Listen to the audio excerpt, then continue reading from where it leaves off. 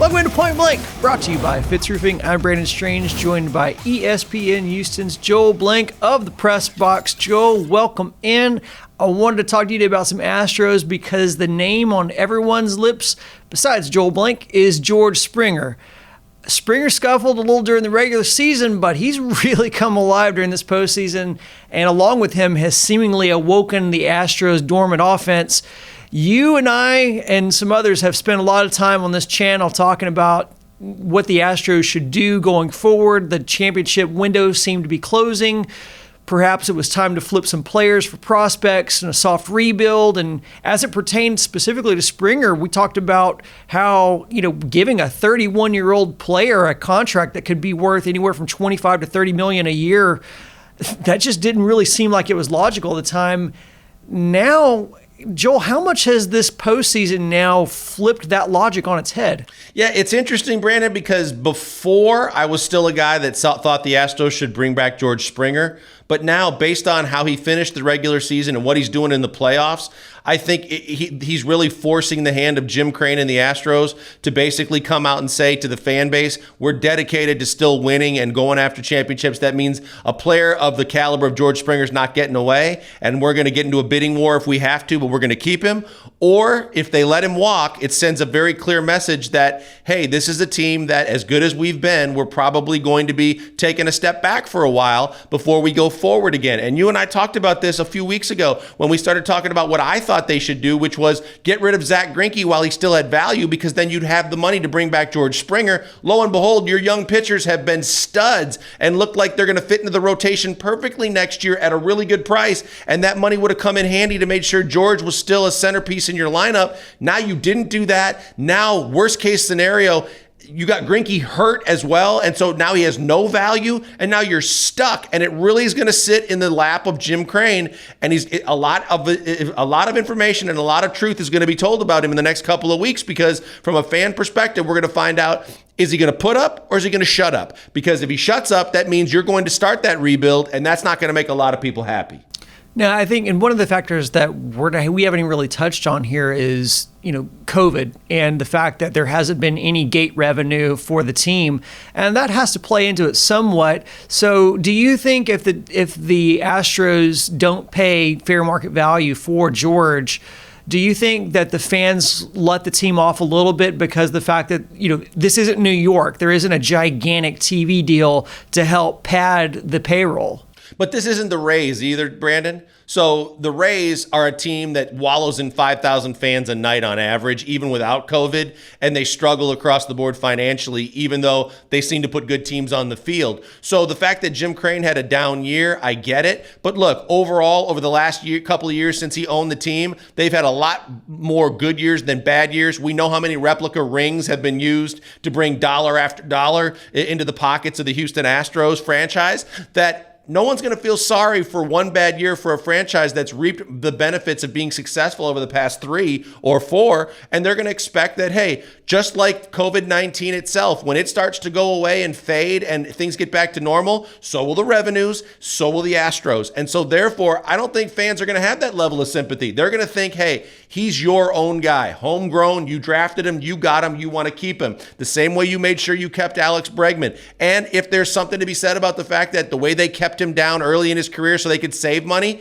hey, step up to the plate. Pay him what he needs to now so that you keep him from going and helping another squad along the way. Because as they've shown the fan base in this playoffs, no matter who's pitching and who the names are on the back of the jersey, the front of that jersey and that roster right now as it sits this year is still pretty damn good. And they want to continue to believe that this team's going to have a chance to be good. And I think a lot of that starts with guys like Springer and Altuve, Correa, and the middle of that lineup.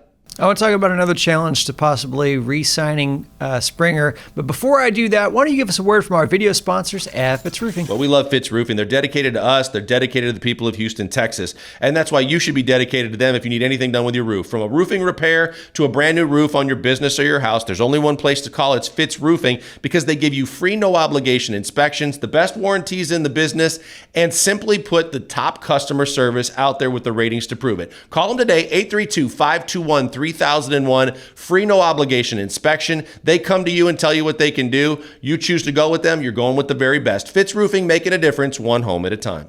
So you're going to have teams that are, maybe not in competition that are going to come looking to overpay a guy like Springer because he's a great outfielder and a great bat in the postseason. Is he going to want to stay with, the Astros because that's what he knows and he knows he can compete here? Or what you talked about, is he going to look to go cash in on that big payday because he has been held back? He has been on these very team-friendly deals and held back on, arbitration and things like that. Let me say this, Brandon. This is something where I think George Springer likes Houston a lot. And I think he's been treated well here. He likes the city. He likes how laid back it is in terms of some of the other media markets. And I think that ideally, if they threw the money at him and they give him the right price, he definitely is going to consider them. But this is a lot like the Garrett Cole deal. There's a lot of people that believe the Astros dropped the ball because they didn't do whatever it took to sign Garrett Cole. Well, there's something to be said about a guy who had a dream his whole life of playing with a franchise, and that just so happened to be the Yankees. And he had his mind made up, whether he made it vocal and public or not, that he wanted to be a Yankee. No matter what you do and how much money you throw his way, he's going to go where he wanted to go, and that's what Garrett Cole did. I'll say the Red Sox. Red Sox are always known as a team that has no problem with money. They also have no trouble wanting to compete with the Yankees every single year, dollar for dollar, player for player. They had a down year this year. They took a little bit of a dip, and they're trying to clear a lot of contracts. They've done that. They got rid of Mookie Betts and David Price. They have the ability to possibly get out from under a J.D. Martinez contract. And guess who's from that area that grew up a Red Sox fan? Yeah, that's right, George Springer. I think the number one competition for George Springer and the Astros is going to be the Red Sox. They want to get back on a winning track. They want to send a clear message to their fan base, and they also want to bring a hometown kid home to play for the home team. I think that's going to be a major story up in Beantown. I think that's a franchise you got to keep an eye on. And the only thing that I think really gets in the way are dollars and cents, and if he has that desire to play for his hometown team that he loved growing up. Well, let's assume that the Astros can get it done. Let's say they give him a very competitive rate. He wants to stay here, and he signs on the dotted line. How open is this championship window now with a Springer signing? Sure it is. It's very open because throw into the mix Yordan Alvarez coming back off for injury. If he can do anything like he did in his rookie season, now your DH is solidified as well. Depending on what you do with Michael Brantley, because Reddick is gone, and if Brantley, who has a great relationship with Springer, likes the environment, likes what he's experienced with the Astros, likes winning, he may want to stay too, because the encouraging thing is with that pitching staff that had so many question marks, you now have so many live young arms that have shown you that they are going to play a major contributing factor in what the Astros do from a pitching perspective going forward, and it's going to help the team, that it makes everybody think there's hope for this franchise and there's a competitive window that stays open. Because when you look at Urquidy and you look at Javier and you look at Valdez as three young starters that are going to be there, regardless of what you do with Lance McCullers, and he still has looked better than most, especially at home, to give you hope that he can continue to do those kinds of things. And then you look at the Paredes out of the bullpen and Blake Taylor and some of those names. Now you've got some other guys that very cheap contracts that can be contributors to your roster and become the next version of Davinsky and the next version of Peacock as you set up Presley as either your closer or your setup guy. Now it saves you so much money across the board. You might have some money financially to play with in the free agency market to look for a left fielder if Brantley it doesn't come back, or to look for a starter or a couple middle relievers that can help enhance your chances of winning. But overall, the window's definitely not closed because of what we've been able to see, especially in the playoffs when the lights are the brightest and the stage is the biggest, that these young pitchers have stepped up in massive fashion to show you, just like Yordan did a year ago, hey, the future's bright too, because we've got a lot of young talent that's going to fortify this roster and keep them on the forefront of competing for championships.